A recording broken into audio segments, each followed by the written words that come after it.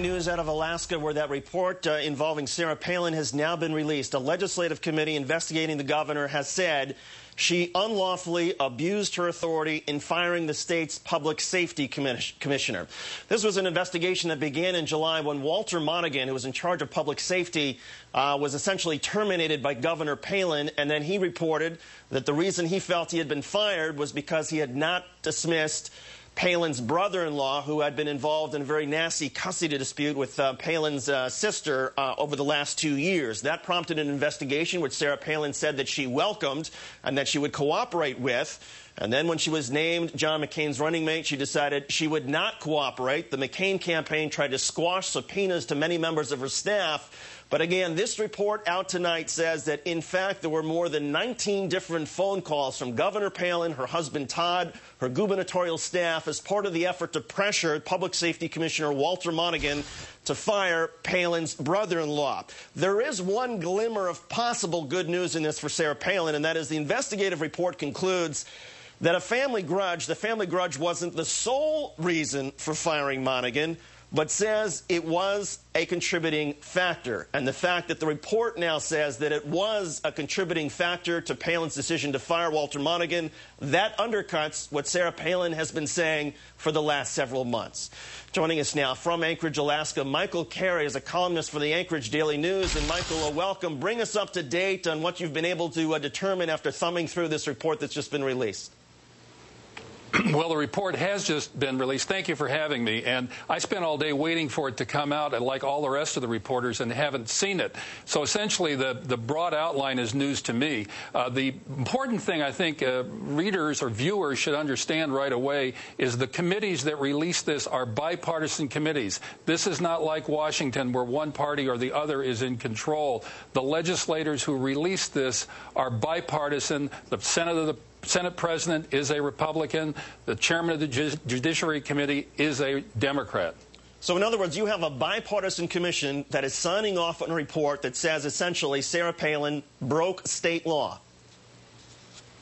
I don't know if yes, I gather that's correct. The important thing to realize is it's not surprising they could come to this conclusion because of the amount of time, effort, and intensity over a period of years the Palins invested in somehow getting Trooper Wooten fired. And it's important to remember he's a member of the classified personnel. He's a union member. He's not an employee who could just be fired at will. It's very unusual by any standard. And again, I should clarify, this was a legislative investigation, so even their conclusion that she broke state law does not mean any sort of immediate criminal charges. But doesn't this open the door? No, there'd be a record.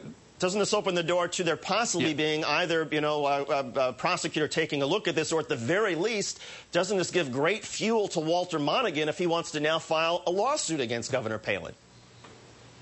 That could be true. He is an at-will employee, but that doesn't, he could be removed if she wanted to make changes, as she said she did.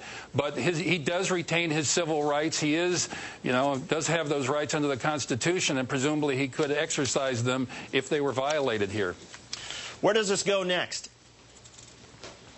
I think the clear thing is it's going to be intensely political, and it's going to be in the presidential race and all over the United States, the kind of headline that you suggested. If I could make one thing clear to the viewers, I think that's really important, and that is this is another example of the trouble the Palins have had of separating their personal life from their political life. The per diem, the living at home and accepting money from the state, the use of their private email accounts for state business. These are all examples of how the Palins, Sarah and Todd, have had a very difficult time separating the personal from the professional. And Michael, just to be clear, I mean, the Palins had a choice. This summer, Sarah Palin could have come out and said, yeah, you know what? I didn't like that trooper. I didn't like what he did to my sister. So, of course, that was a factor in why I tried to get rid of him. But she didn't say that. She said, no, I got rid of him because I wanted to move the department in another direction, or because he did some things that weren't under my authority, even though we found out later they were. She had the choice off the bat to say, yeah, I didn't like this guy and he deserved to be fired. Instead, by saying, no, it was all these other reasons, that's where she set herself up for problems, right? That's absolutely correct. And clearly, when she became candidate for vice president, everything changed. The people who were running her campaign entered into this, into Troopergate, and I think they made it a much, much bigger issue than it would have been if she said, as her husband has said, that I was concerned about my family, I want to defend and protect my family. If I went too far, I'm sorry, I won't do it again.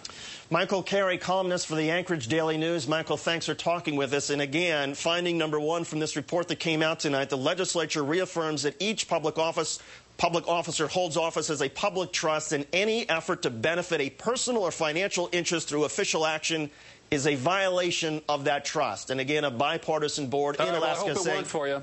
Yeah, a bipartisan group of legislators in Alaska said that Sarah Palin has violated that public trust. Coming up, the political implications of the Palin report. Will be joined once again by Lawrence O'Donnell. We'll be right back.